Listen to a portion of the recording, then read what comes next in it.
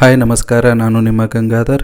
ಈ ವಿಡಿಯೋದಲ್ಲಿ ಮಂಗಳೂರಿಗೆ ಹೊಸ ಅಮೃತ್ ಭಾರತ್ ರೈಲಿನ ಆಗಮನ, ಬೆಂಗಳೂರು ಅಲಿಪುರ ದ್ವಾರದ ನಡುವಿನ ಅಮೃತ್ ಭಾರತ್ ರೈಲಿಗೆ ಕನ್ನಡಿಗರ ವಿರೋಧ, 115 ವರ್ಷಗಳಾದರೂ ಪೂರ್ಣಗೊಳ್ಳದ ಗದಗವಾಡಿ ರೈಲು ಯೋಜನೆ, ಸಂಚಾರ ನಿಲ್ಲಿಸಿದ ರೈಲುಗಳ ಪುನರಾರಂಭ, ನಿಲಂಬೂರು ನಂಜನಗೂಡು ರೈಲ್ವೆ ಯೋಜನೆಯೊಂದಿಗೆ ರೈಲ್ವೆ ಇಲಾಖೆಯಿಂದ ಹೊರಡಿಸಲಾದ ಇನ್ನಷ್ಟು ಮಾಹಿತಿಯನ್ನು ತಿಳಿದುಕೊಳ್ಳೋಣ.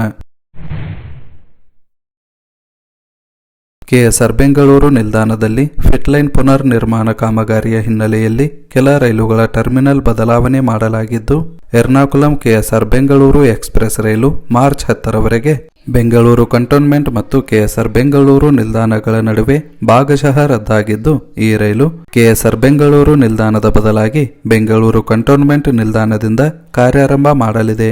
ಮಾರ್ಚ್ 11ರವರೆಗೆ ಕೆಎಸ್ಆರ್ ಬೆಂಗಳೂರು ನಾಂದೇಡ್ ಎಕ್ಸ್ಪ್ರೆಸ್ ರೈಲು ಬೆಂಗಳೂರು ಕಂಟೋನ್ಮೆಂಟ್ ಕೆಎಸ್ಆರ್ ಬೆಂಗಳೂರು ನಡುವೆ ಭಾಗಶಃ ರದ್ದಾಗಿದ್ದು, ಯಲಹಂಕ ಲೊಟ್ಟೆಗೊಲ್ಲಹಳ್ಳಿ ಮಾರ್ಗವಾಗಿ ಯಶವಂತಪುರದಿಂದ ಕಾರ್ಯಾರಂಭ ನಡೆಸಲಿದೆ. ಅದೇ ರೀತಿ ಮಾರ್ಚ್ 11ರವರೆಗೆ ಕೆಎಸ್ಆರ್ ಬೆಂಗಳೂರು ಕಣ್ಣೂರು ಎಕ್ಸ್ಪ್ರೆಸ್ ರೈಲು ಕೆಎಸ್ಆರ್ ಬೆಂಗಳೂರು ಬದಲಾಗಿ ಯಶವಂತಪುರ ಹೆಬ್ಬಾಳ ಬಾನಸವಾಡಿ ಮಾರ್ಗವಾಗಿ ಎಸ್ಎಂವಿಟಿ ಬೆಂಗಳೂರಿನಿಂದ ಕಾರ್ಯಾರಂಭ ನಡೆಸಲಿದೆ. ಮಾರ್ಚ್ 11ರವರೆಗೆ ಕೆಎಸ್ಆರ್ ಬೆಂಗಳೂರು ಎರ್ನಾಕುಲಂ ಎಕ್ಸ್ಪ್ರೆಸ್ ರೈಲು ಕೆಎಸ್ಆರ್ ಬೆಂಗಳೂರಿನಿಂದ ಬೆಂಗಳೂರು ಕಂಟೋನ್ಮೆಂಟ್ ನಡುವೆ ಭಾಗಶಃ ರದ್ದಾಗಿದ್ದು, ಈ ರೈಲು ಕೆಎಸ್ಆರ್ ಬೆಂಗಳೂರು ನಿಲ್ದಾಣದ ಬದಲಾಗಿ ಬೆಂಗಳೂರು ಕಂಟೋನ್ಮೆಂಟ್ ನಿಲ್ದಾಣದಿಂದ ಕಾರ್ಯಾರಂಭ ಮಾಡಲಿದೆ. ಕರ್ನಾಟಕದ ಕರಾವಳಿ ಭಾಗದ ಜನರಿಗೆ ಸಿಹಿ ಸುದ್ದಿಯೊಂದು ಬಂದಿದ್ದು, ಕೇಂದ್ರ ರೈಲ್ವೆ ಇಲಾಖೆಯು ಮಂಗಳೂರಿಗೆ ಹೊಸ ಅಮೃತ್ ಭಾರತ್ ಎಕ್ಸ್ಪ್ರೆಸ್ ರೈಲು ಸೇವೆಯನ್ನು ಆರಂಭಿಸಲು ಮುಂದಾಗಿದೆ. ಈ ರೈಲು ತಮಿಳುನಾಡಿನ ನಾಗರ್ಕೋಯಿಲ್ನಿಂದ ಕರ್ನಾಟಕದ ಮಂಗಳೂರು ಮಧ್ಯ ಸಂಚಾರ ನಡೆಸಲಿದ್ದು, ಈ ರೈಲಿಗೆ ಜನವರಿ 23ರಂದು ಪ್ರಧಾನಮಂತ್ರಿಗಳು ಚಾಲನೆ ನೀಡುವ ಸಾಧ್ಯತೆ ಇದೆ ಎಂಬ ಮಾಹಿತಿ ಹೊರಬರುತ್ತಿದ್ದು, ತಿರುವನಂತಪುರಂ, ವಾರ್ಕಾಳ್, ಕೊಲ್ಲಂ, ಚೆಂಗನ್ನೂರು, ಕೊಟ್ಟಾಯಂ, ಎರ್ನಾಕುಲಂ, ತ್ರಿಶೂರ, ಕಾಸರಗೋಡು ಮಾರ್ಗವಾಗಿ 700 ಕಿಲೋಮೀಟರ್ಗೂ ಅಧಿಕ ದೂರ ಈ ರೈಲು ಸಂಚಾರ ನಡೆಸಲಿದೆ. 115 ವರ್ಷಗಳ ಹಿಂದೆ ಸರ್ವೆ ಕೈಗೊಂಡಿದ್ದ ಗದಗವಾಡಿ ರೈಲು ಯೋಜನೆ ಇಂದಿಗೂ ಪೂರ್ಣಗೊಳ್ಳದ ಕಾರಣ ಜನರ ಆಕ್ರೋಶ ವ್ಯಕ್ತವಾಗುತ್ತಿದ್ದು, ಬ್ರಿಟಿಷರ ಕಾಲಾವಧಿಯಲ್ಲಿ ನಿಜಾಮರು ಮುಂಬೈ ಕರ್ನಾಟಕ, ಕಲ್ಯಾಣ ಕರ್ನಾಟಕದ ನಡುವೆ ಸಂಪರ್ಕ ಕಲ್ಪಿಸಲು ಬ್ರಿಟಿಷರಿಗೆ ಪ್ರಸ್ತಾವನೆ ಸಲ್ಲಿಸಿದ್ದರು. ಅದರಂತೆ 1910ರಲ್ಲಿ ಬ್ರಿಟಿಷ್ ಸರ್ಕಾರ ಸಿಟಿ ವಾಕರ್ ಎಂಬುವರ ನೇತೃತ್ವದಲ್ಲಿ ಸರ್ವೆ ಸಹ ಕೈಗೊಂಡಿದ್ದು, 257 ಕಿಲೋಮೀಟರ್ ರೈಲ್ವೆ ಯೋಜನೆ ಇದಾಗಿತ್ತು. ಈ ರೈಲ್ವೆ ಯೋಜನೆ ಗದಗ್ನಿಂದ ಕುಷ್ಟಗಿಯವರೆಗೆ ಮಾತ್ರ ಬಂದು ನಿಂತಿದ್ದು, 115 ವರ್ಷಗಳ ಕಳೆದರೂ ಯೋಜನೆ ಪೂರ್ಣಗೊಳ್ಳದ ಕಾರಣ ಸಾರ್ವಜನಿಕರ ಆಕ್ರೋಶಕ್ಕೆ ಕಾರಣವಾಗಿದೆ.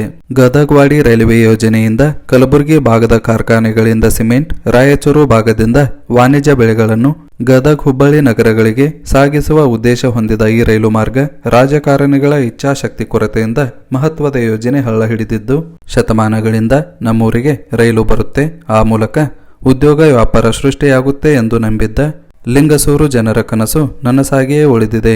ಈಗಲಾದರೂ ರೈಲ್ವೆ ಕಾಮಗಾರಿ ಆರಂಭಿಸಿ ಎಂಬುದು ನಮ್ಮ ಒತ್ತಾಯವಾಗಿದೆ. ದೇಶಾದ್ಯಂತ 9 ಹೊಸ ಅಮೃತ್ ಭಾರತ್ ಎಕ್ಸ್ಪ್ರೆಸ್ ರೈಲುಗಳನ್ನು ಆರಂಭಿಸುವುದಾಗಿ ರೈಲ್ವೆ ಇಲಾಖೆ ಘೋಷಿಸಿದೆ. ಇದರಲ್ಲಿ ಕರ್ನಾಟಕಕ್ಕೂ 1 ರೈಲು ನೀಡಲಾಗಿದ್ದು, ಆದರೆ ಈ ಹೊಸ ರೈಲು ನಮಗೆ ಬೇಡವೆಂದು ಕನ್ನಡಿಗರು ವಿರೋಧ ವ್ಯಕ್ತಪಡಿಸುತ್ತಿದ್ದಾರೆ. ರೈಲ್ವೆ ಇಲಾಖೆ ನೀಡಿರುವ ಹೊಸ ರೈಲು ಬೆಂಗಳೂರಿನಿಂದ ಪಶ್ಚಿಮ ಬಂಗಾಳದ ಅಲಿಪುರ ದ್ವಾರದ ನಡುವೆ ವಾರದಲ್ಲಿ 1 ದಿನ ಸಂಚಾರ ನಡೆಸಲಿದ್ದು, ಬೆಂಗಳೂರು ಬಿಟ್ಟರೆ ಈ ರೈಲಿಗೆ ಕರ್ನಾಟಕದಲ್ಲಿ ಯಾವುದೇ ನಿಲುಗಡೆಗಳಿಲ್ಲ. ಈ ರೈಲು ಆಂಧ್ರಪ್ರದೇಶ, ಒಡಿಶಾ ಮೂಲಕ ಸಂಚರಿಸುವುದರಿಂದ ಕನ್ನಡಿಗರಿಗೆ ಆಗುವ ಪ್ರಯೋಜನಕ್ಕಿಂತ ಕರ್ನಾಟಕಕ್ಕೆ ವಲಸೆ ಬರುವ, ಈಗಾಗಲೇ ಬಂದಿರುವ ಬಿಹಾರ, ಪಶ್ಚಿಮ ಬಂಗಾಳ, ಒಡಿಶಾ ಭಾಗದ ಜನರಿಗೆ ಅನುಕೂಲವಾಗುತ್ತದೆ. ಪ್ರಮುಖವಾಗಿ ಸಾಮಾಜಿಕ ಜಾಲತಾಣಗಳಲ್ಲಿ ರಾಜ್ಯಕ್ಕೆ ಸಿಕ್ಕ ಹೊಸ ಅಮೃತ್ ಭಾರತ್ ರೈಲಿಗೆ ವಿರೋಧ ವ್ಯಕ್ತವಾಗುತ್ತಿದ್ದು, ಕರ್ನಾಟಕದಲ್ಲಿಯೇ ಶಿವಮೊಗ್ಗದಿಂದ ರಾಯಚೂರು ಮಾರ್ಗವಾಗಿ ಹೊಸಪೇಟೆಗೆ, ಬೆಂಗಳೂರಿನಿಂದ ರಾಯಚೂರು ಮಾರ್ಗವಾಗಿ ಹೊಸಪೇಟೆಗೆ, ಮಂಗಳೂರಿನಿಂದ ಕಲಬುರಗಿಗೆ ಮುಂತಾದ ರೈಲುಗಳಿಗೆ ಕನ್ನಡಿಗರ ಬೇಡಿಕೆ ಇದ್ದು, ಪಶ್ಚಿಮ ಬಂಗಾಳದಿಂದ ಬೆಂಗಳೂರಿಗೆ ವಲಸಿಗರನ್ನು ಕರೆತಂದು ಹಾಕುವ ಈ ರೈಲು ನಮಗೆ ಬೇಡವೆಂದು ಸಾಮಾಜಿಕ ಜಾಲತಾಣಗಳಲ್ಲಿ ವಿರೋಧ ವ್ಯಕ್ತವಾಗುತ್ತಿದೆ. ಹುಬ್ಬಳ್ಳಿ ಭಗತ್ ಕಿ ಕೋತಿ ನಡುವೆ ಸಂಚರಿಸುತ್ತಿದ್ದ ಜೋಧಪುರ ಎಕ್ಸ್ಪ್ರೆಸ್ ವಿಶೇಷ ರೈಲನ್ನು ಪುನರ್ ಆರಂಭಿಸಬೇಕೆಂಬ ಬೇಡಿಕೆಯ ಜೊತೆಗೆ ವಿವಿಧ ಬೇಡಿಕೆಗಳ ಈಡೇರಿಕೆಗೆ ಆಗ್ರಹಿಸಿ ನೈಋತ್ಯ ರೈಲ್ವೆ ವಲಯ ಬಳಕೆದಾರರ ಸಲಹಾ ಸಮಿತಿಯಿಂದ ವಿ ಸೋಮಣ್ಣರವರಿಗೆ ಮನವಿ ಸಲ್ಲಿಸಿದ್ದು, ಈ ರೈಲು ಸಂಚಾರವನ್ನು ರದ್ದುಪಡಿಸಿದ್ದರಿಂದ ಪ್ರಯಾಣಿಕರಿಗೆ ತೊಂದರೆ ಉಂಟಾಗುತ್ತಿದ್ದು, ಹುಬ್ಬಳ್ಳಿ ವಾಟ್ವಾ ವಿಶೇಷ ರೈಲು, ಹುಬ್ಬಳ್ಳಿ ಕೋಪೇಗಾಂವ್ ನೇರ ರೈಲು ಸೇರಿದಂತೆ ಧಾರವಾಡ ಮಂತ್ರಾಲಯ ರೈಲನ್ನು ಸಹ ಆರಂಭಿಸಬೇಕೆಂದು ಮನವಿಯಲ್ಲಿ ಒತ್ತಾಯಿಸಿದ್ದಾರೆ.